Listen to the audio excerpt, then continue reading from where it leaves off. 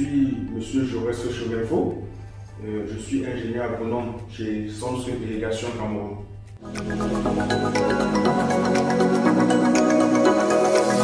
Alors, l'agriculture de contre-saison, comme son nom l'indique, est ce type d'agriculture pratiquée en plein champ et en saison sèche. Du coup, l'approvisionnement en eau pour les plantes, en fait, c'est une eau autre que l'eau de la pluie. Ça peut être un forage, un puits, une rivière, tout et tout, une source d'eau permanente, en fait. Et pour les agriculteurs, pour le producteur, en fait, l'agriculture de contre-saison peut être extrêmement rentable parce qu'elle est capable d'apporter une plus-value au producteur, vu qu'il produit en contre-saison. Ils sont très peu de producteurs qui le font en contre-saison. Du coup, ils se retrouvent avec ces denrées alimentaires sur le marché à une saison où les autres n'en ont pas. Il est capable de faire le prix et vendre à un prix préférentiel.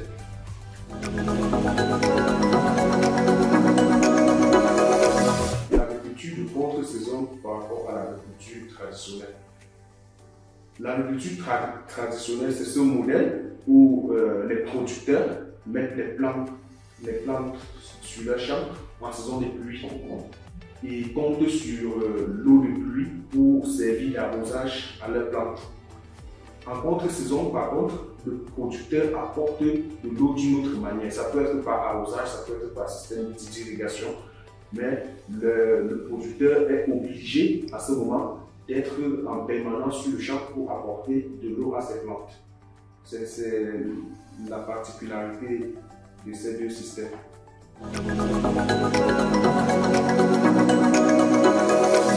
Alors, l'agriculture de contre-saison présente de nombreux avantages, dont la principale se trouve au niveau du gain que le producteur peut obtenir après avoir commercialisé ses produits.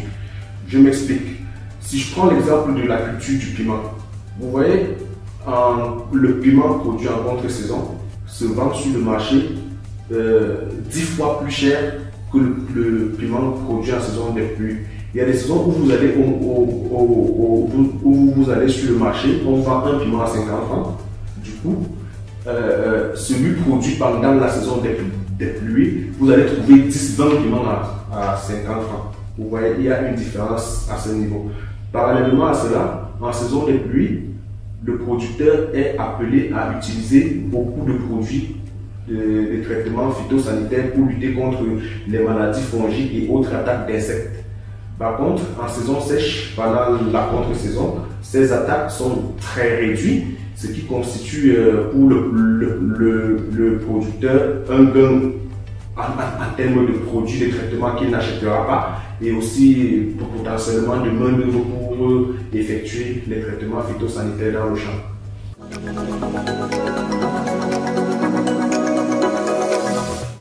Alors, le choix de la culture pour une agriculture de contre-saison dépend de plusieurs facteurs. Le producteur doit prendre en considération les habitudes alimentaires de sa cible. Il doit se rassurer qu'en produisant en contre-saison, le marché qu'il cible, il aura de potentiels clients sur ce marché. Parallèlement à cela, il doit choisir une culture à cycle suffisamment court, qui ne va pas se retrouver sur le marché à la même période que les autres. Du coup, s'il prend une culture à cycle court, dès que la saison sèche finie, il se retrouve sur le marché avec ses produits. On va les arracher comme des petits bouts de pain. Très pratique.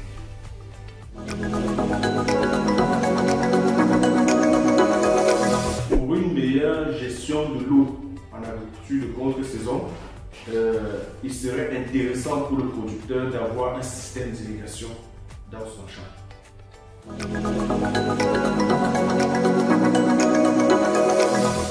En agriculture de contre-saison, en fonction de la culture pratiquée, il existe de nombreux systèmes d'irrigation. Il se pose hic à ce niveau parce que tout système d'irrigation ne présente pas la même efficacité. Si je présente par exemple les cultures maraîchères, les tomates, les pastèques et autres, le meilleur moyen de les irriguer en fait, c'est l'irrigation localisée au goutte à goutte. Ce système d'irrigation permet à la plante de recevoir l'eau au niveau de sa partie racinaire. Donc ça réduit les pertes en eau. Pour un producteur qui n'a même pas suffisamment d'eau dans son champ, il peut être économique et efficace avec ce système d'irrigation. Pour d'autres cultures, comme le maïs, c'est vrai, on peut les irriguer en goutte à goutte, mais on ne sera pas efficace. Le meilleur système d'irrigation pour le maïs, c'est l'aspersion. Du coup, dans ce système, on se retrouve avec des pertes d'eau. Ce n'est pas aussi efficace comme le précédent système.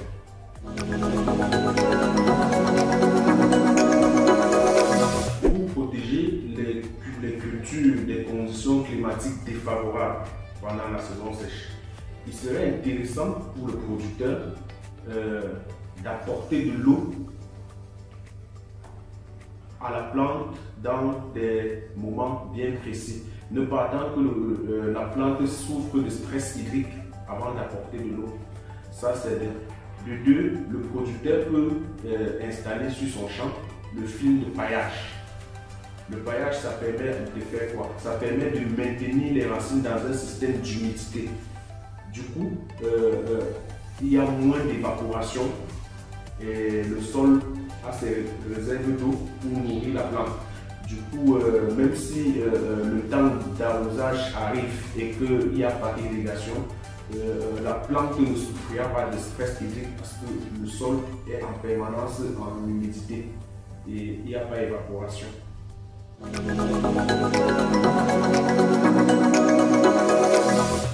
Bon, je vais commencer par les opportunités de marché.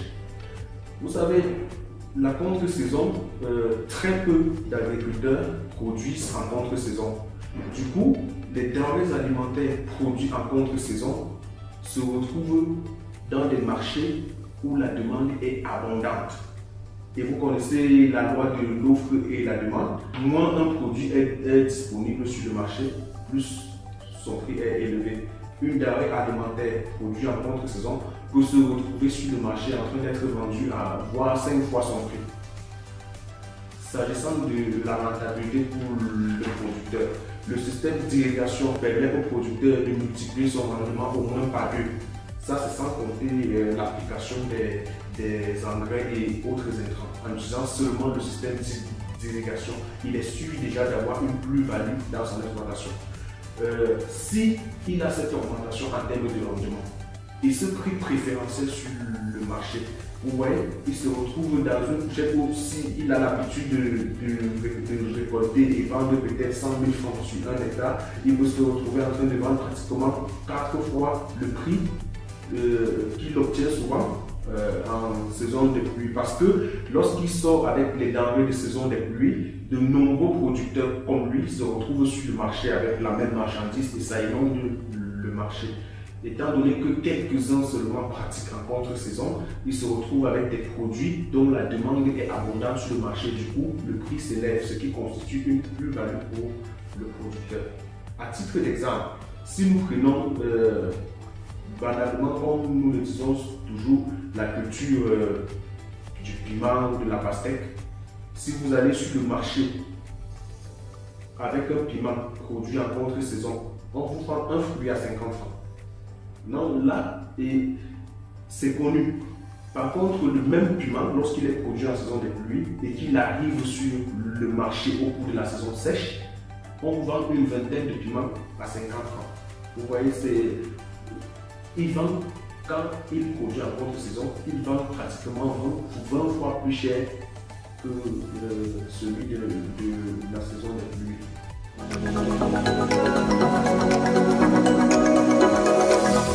Alors, pour un agriculteur se lançant dans la culture de contre-saison pour la première fois,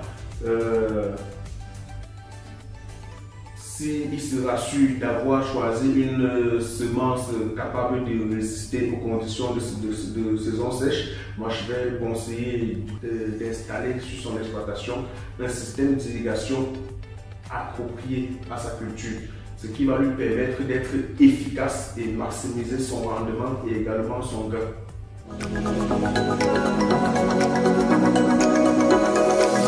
Alors, l'impact de l'agriculture de contre-saison en Afrique. Vous savez, l'Afrique est un continent béni, comme on le dit souvent. La plupart des pays africains disposent d'un vaste réseau hydrographique qui peut être exploité et mis en valeur par les producteurs pour pratiquer l'agriculture en contre-saison. Dans la plupart des pays africains, les producteurs se limitent à l'agriculture de campagne, donc de saison des pluies, et en contre-saison, ils passent à d'autres activités, laissant parfois leur champ sans aucune culture. Par contre, si, je dis bien si, ces exploitations pouvaient également être valorisées en saison sèche pour produire en contre-saison, ça permettrait d'augmenter l'offre alimentaire sur le continent et réduire les importations et la dépendance à l'extérieur. Je pense que l'agriculture de contre-saison peut se présenter comme un début de solution en fait pour l'atteinte des objectifs de sécurité alimentaire en Afrique.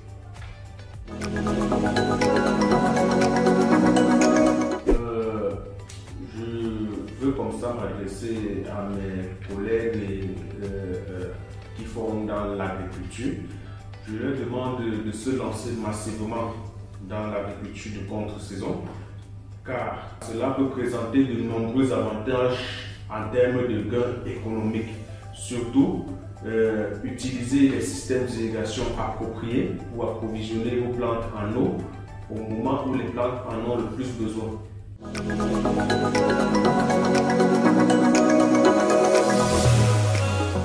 Sans irrigation.